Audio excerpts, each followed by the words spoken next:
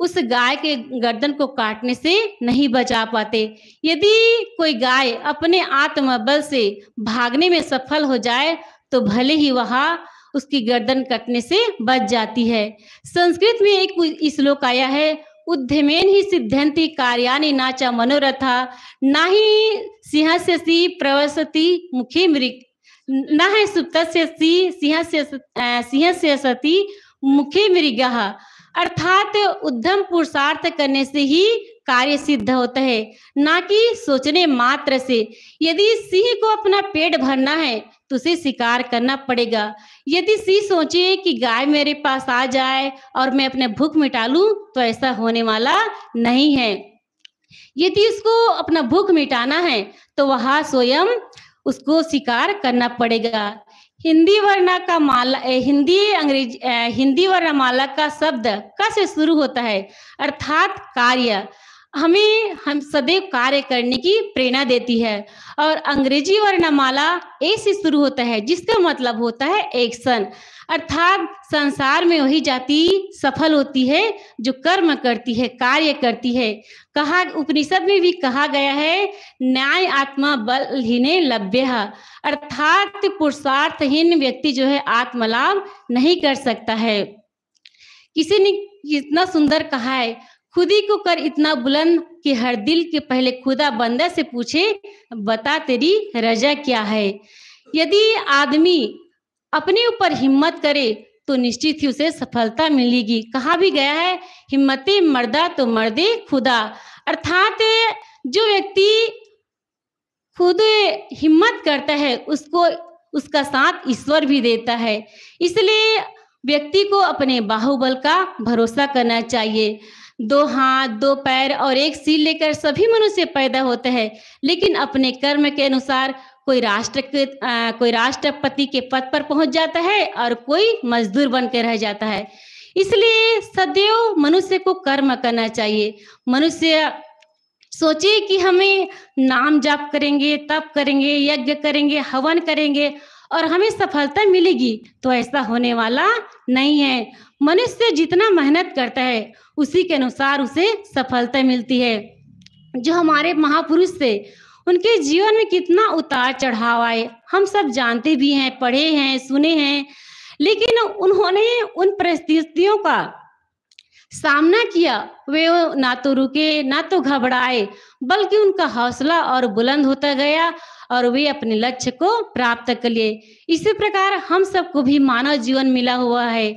आज हमें सुंदर स्वस्थ शरीर मिला है, स्वस्थ मानव जीवन मिला है, माता पिता मिले हुए हैं, संत गुरुजन मिले हुए।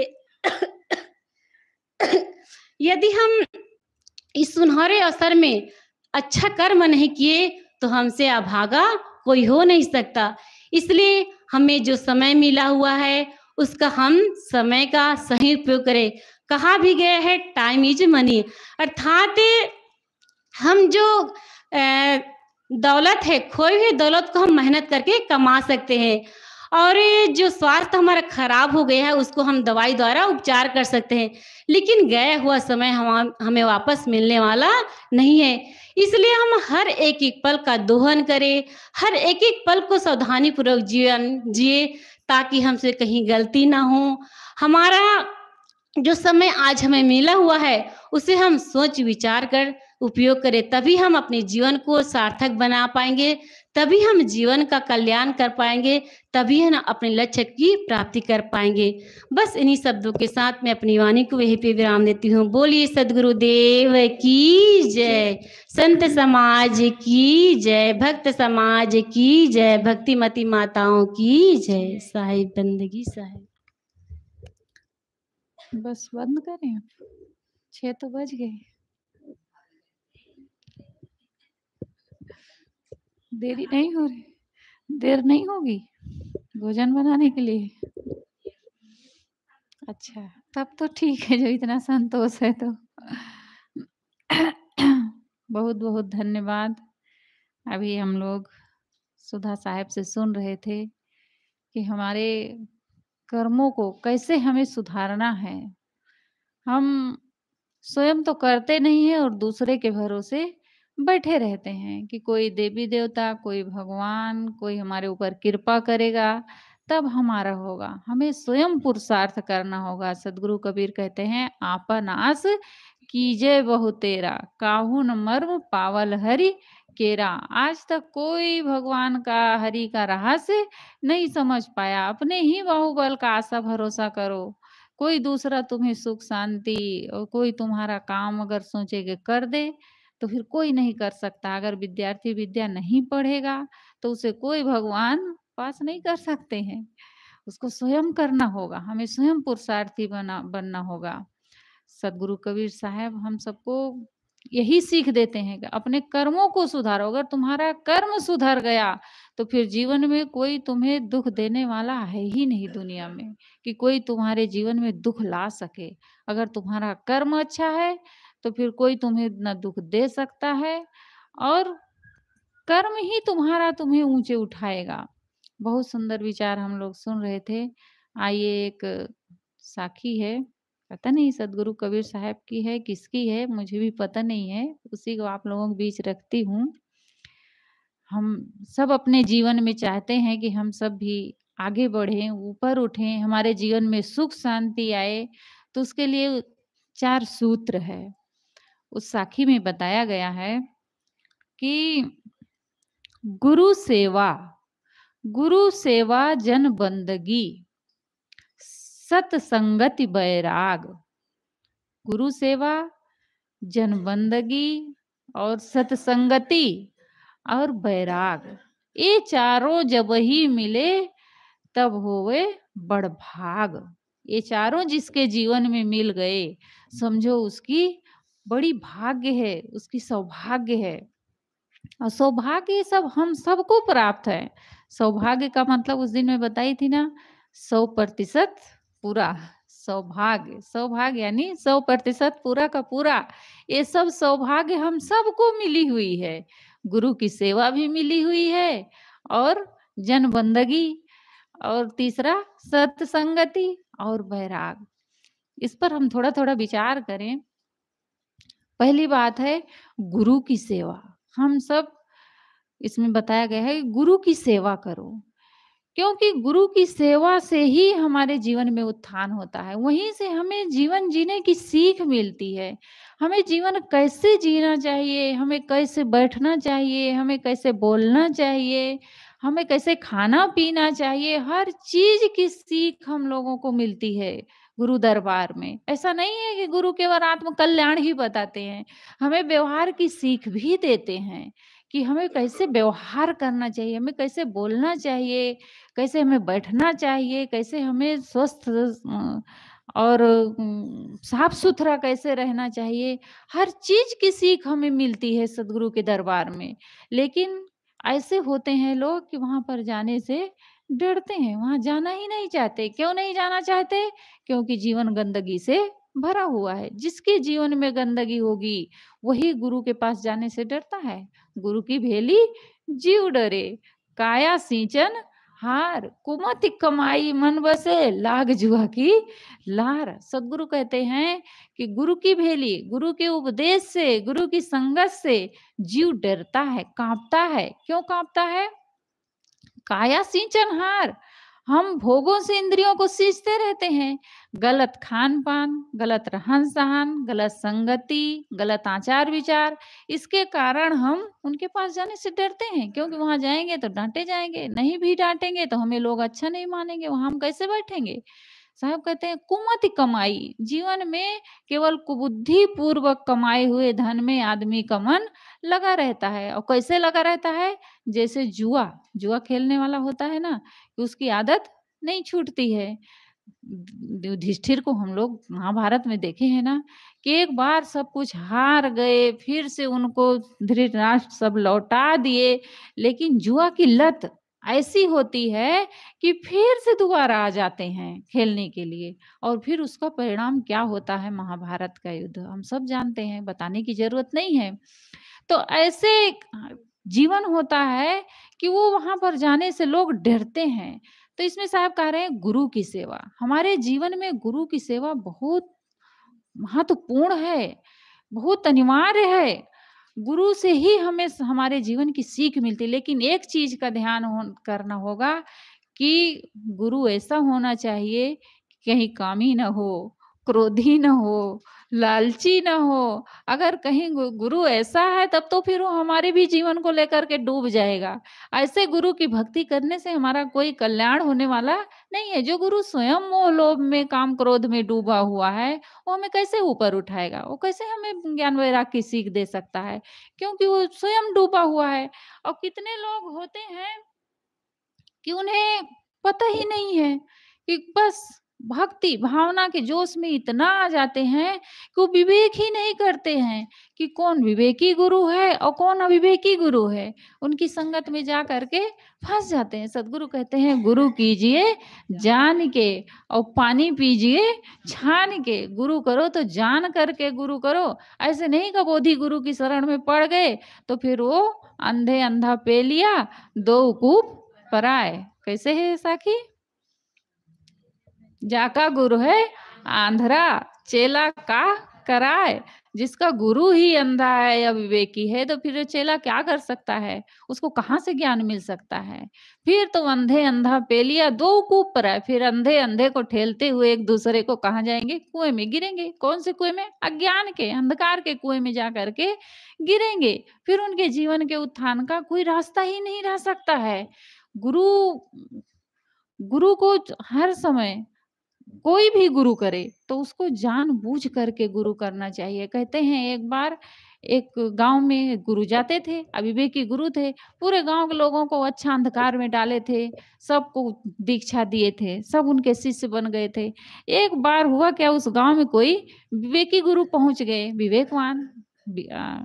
तो गुरु जब गए तो शाम को बैठे, सत्संग हो रहा है, तो गुरु ने फिर वहां उपदेश करना शुरू किया। तो कहा कि जब संत आए हमारे घर में तो संतों को केवल खिलाना पिलाना ही नहीं चाहिए कि उनको खूब खिलाओ पिलाओ, पूड़ी पकवान, और फिर उनको खूब पूजा दो, उनके मान सम्मान करो, आरती उतारो और कपड़े पैसे दे दो। इतना ही नहीं करना चाहिए, ये भी करना चाहिए, जरूरी है, दान पुण्य भी हमें करना चाहिए। लेकिन गुरु से हमें कुछ लेना भी चाहिए। संत कभी भी घर में आए तो उनसे दो शब्द ज्ञान के हमें ले लेना चाहिए। एक जगह हम लोग गए थे, मैं भी साहेब जी गए थे, 3-4 लोग हम लोग, उत्तर प्रदेश में ही। तो वो भाई को टाइम नहीं था, उनके पास समय ही नहीं था कि हम लोगों के पास बैठते, कुछ सत्संग सुनते। सुबह 7 बजे सो के उठते, नहाते धोते, चाय वाय पीते और जल्दी से दुकान चले जाते। रात में फिर कहीं 9-10 बजे लौट के आते दुकान बंद करके। तो अब हम लोगों को सोने का टाइम हो जाए तो थोड़ा आते से हाल चाल बस होती, खाते पीते रात हो जाती, सो जाते। उनको टाइम नहीं था। 2 दिन उनके घर में रहे, वो 1 दिन भी नहीं बैठ पाए सत्संग में। तो वो क्या किए, कॉपी लेकर के आए, हम लोगों के पास बैठे, कहे साहब मैं बैठ नहीं पाता हूँ, मुझे कुछ सूत्र दे दीजिए, थोड़ा-थोड़ा आप लोग थोड़ा-थोड़ा बता दीजिए जीवन के विषय में। तो एक लाइन साहब कुछ लिखी और मुझे कहे साहब आप भी लिख दो कुछ। तो मैं कही कि मैं क्या लिखूँ, अचानक कुछ आ ही नहीं रहा था। तो साहब क्या कहीं, साहब आप इसको बोलती हो, इसी को बता दो। तो फिर बताए तो उसी को लिखे बेचारे। साहब ये हमारे लिए अमृत है, यही इतना हमें कुछ हमारे जीवन को बदलेगा। इसको मैं पढ़ूँगा समय-समय से। तो थोड़ा-थोड़ा वो सबसे कुछ न कुछ लिखे। तो जब आए संत गुरु हमारे घर में तो उनसे हमें कुछ न कुछ ज्ञान ग्रहण करना चाहिए। संत ऐसे उपदेश कर रहे थे, उनसे पूछना चाहिए कि जीवन क्या है? हमारे जीवन का कर्तव्य क्या है? हमारा कल्याण कैसे होगा? पाप क्या है? पुण्य क्या है? जड़ क्या है? चेतन क्या है? इस पर कुछ विवेक करना चाहिए, उनसे कुछ सीख लेनी चाहिए, कुछ पूछना चाहिए, ज्ञान ग्रहण करना चाहिए। तो बता करके संत चले गए। अब जो वहाँ के शिष्य थे, उनके मन में ये बात बैठ गई कि अब हमारे गुरु आएँगे तो उनसे ज़रूर हमें बात पूछेंगे। जब उनके गुरु आए घर में, तब वो शिष्य गए, सब इकट्ठा हुए बैठे, कहे गुरु महाराज आप हम लोगों को हमारे जीवन के बारे में कुछ बताइए, हमारे जीवन को उद्धार कैसे होगा? हमारा कल्याण कैसे होगा? ये जीवन क्या है? हमें कैसे जीना चाहिए? तो अब गुरु तो कुछ जानते नहीं थे। उनको लगा कि इसको जरूर कोई विवेकी गुरु अब मिल गया है, क्योंकि इसका जीवन अब बदल गया। इसके पास प्रश्न कहाँ से आने लगे? आज तक तो अब जैसे वो बोधी बना के रखे थे वैसे सब बने थे। बस गुरु जी आए, उनको खूब खिलाओ पिलाओ, सेवा करो, पूजा दो, दक्षिणा दो और गुरु को विदा कर दो। इतना ही वो लोगों को सिखाए थे, इतना करना चाहिए। तो उतना ही वो सब चेला उनके करते थे। तो वो कहे कि देखो बेटा, ज़्यादा प्रश्न नहीं करना चाहिए गुरु से। तो कहे नहीं गुरुदेव, आखिर हमें कुछ बताएँगे नहीं तो हम जीवन कैसे जिएँगे? हम लोग सदैव अंधकार में ही पड़े रहेंगे, कैसे हमें जीवन जीना चाहिए? कहे देखो बेटा, राम और सीता इसी में भागवत गीता। तो कहे कि अच्छा, इतने से नहीं कल्याण होगा गुरु, हमें और कुछ बताइए, हमारे जीवन के कल्याण की बातें बताइए। कहे देखो, गुरु से जो प्रश्न करता है वो जा करके शिष्य फिर नरक में पड़ता है, उसको सीधा नरक हो जाता है। उसने कहा, चेले ने कहा कि गुरु महाराज, गोस्वामी तुलसीदास जी ने लिखा है, जो जो जो धन जो शिष्य हरहि, कैसे है? नहीं नहीं, हरहि शिष्य धन, हरहि शिष्य धन, कैसे तो है, हरहि शिष्य धन और सो गुरु घोर नरक में पड़ेगी। उसका अर्थ यही है कि मतलब जो गुरु शिष्य से केवल धन हरण करता है, उनको उपदेश नहीं करता है, वो गुरु ही नरक में जाके पड़ता है। तब उनको लगा कि अरे ये तो गजब करेगा, ये तो बहुत ज्यादा विवेकवान हो गया है। तो गुरु ने कहा, बेटा अब ऐसा करो कि तुम लाओ मेरी कंठी माला दे दो, वापस कर दो। थोड़ा क्रोध दिखाए, कैसे कहूंगा तो डर जाएगा, कह लाओ मेरे कंठी माला वापस कर दो। तो उस चेले ने कहा ठीक है गुरु महाराज, आप अपनी कंठी माला ले लो, लेकिन मेरी दक्षिणा भी वापस कर दो। तो गुरु जान गए अब यहाँ हमारी दाल गलने वाली नहीं है। तो गुरु करें, लेकिन जानबूझ करके करें कि कौन गुरु विवेकी हैं और कौन गुरु अविवेकी हैं। अगर हम अविवेकी गुरु के हाथ में पड़ गए तो फिर हमारा जीवन बर्बाद हो जाएगा, क्योंकि वो केवल शिष्यों से धन ऐंठते रह जाएंगे और उनको कुछ, तुम्हारे जीवन से उनको कोई मतलब नहीं होता है कि तुम्हें क्या करना चाहिए, कैसे रहना चाहिए। जो असली गुरु होते हैं वो सदैव शिष्य का केवल कल्याण सोचते हैं। वो गुरु से धन नहीं चाहते हैं कि वो शिष्य से धन नहीं चाहते हैं कि केवल वो ला करके हमें धन रुपए पैसे समर्पित करता रहे। जो सचमुच के गुरु होते हैं वो केवल शिष्य का कल्याण सोचते हैं, इनका उद्धार कैसे हो, ये दुख से कैसे मुक्त हो, कैसे इनका जीवन अच्छा बने, कैसे ऊंचाई पर चढ़े। वो हमेशा गुरु जो होते हैं, सच्चे गुरु जो होते हैं, वो शिष्य के लिए हर समय केवल मंगल कामना करते हैं, उनका हित सोचते हैं। तो साहब कह रहे हैं इस साखी में कि गुरु सेवा, हमें गुरु की सेवा करनी चाहिए, क्योंकि गुरु की सेवा से ही हमारे जीवन का उद्धार हो सकता है। वहीं से हमें नई जागृति मिलती है, हमारे जीवन में नई ऊर्जा आती है, हमारी सोच बदल जाती है, हमारा जीवन बदल जाता है। आगे साहब क्या कह रहे हैं, जन बंदगी। जन बंदगी का मतलब है वंदना करना। बंदगी का अर्थ होता है वंदना करना, यानी लोगों से प्रेम करना। यहाँ क्या होता है, लोग अपनों से ही प्रेम नहीं करते हैं तो दूसरों से कौन प्रेम करेंगे। अपने ही भाई से, अपने ही परिवार वालों से दुश्मनी ठान के बैठे रहते हैं। कई जगह देखा जाता है, अपने ही परिवार में, अपने ही घरों में देखो तो सास बहू हैं तो बातचीत नहीं होती है, देरानी जेठानी है बातचीत नहीं होती है, भाई भाई हैं बातचीत नहीं होती है। यहाँ तक कि गुरु दरबार में शिष्य शिष्य हैं, गुरु भाई हैं, वहां भी बातचीत नहीं होती है। और क्या कहते हैं कि हम इतने बड़े गुरु के चेला हैं, लेकिन क्या कर रहे हैं वो गुरु के चेला, आपस में बातचीत ही नहीं करते हैं, दुश्मनी ठान के बैठे हैं। ये अच्छे जीवन का लक्षण नहीं हो सकता है। सदगुरु कहते हैं, जब लग दिल पर दिल नहीं, तब लग सब सुख नाय। साहब कहते हैं जब तक दिल पर दिल, यानी जब से एक दूसरे से जब तक प्रेम नहीं होगा, तब तक हमारे जीवन में सच्चा सुख, सच्ची शांति नहीं मिल सकती है। कहते हैं एक बार एक घर में दो भाई थे, दोनों की पत्नी आती थी। तो छोटे भाई की जो पत्नी थी वो बड़ी तेज तर्रार थी और जो बड़ा भाई था वो सीधा-साधा था बेचारा, खेती-बाड़ी करता था, कुछ काम-धंधा करता था, अच्छा पैसा कमाता था।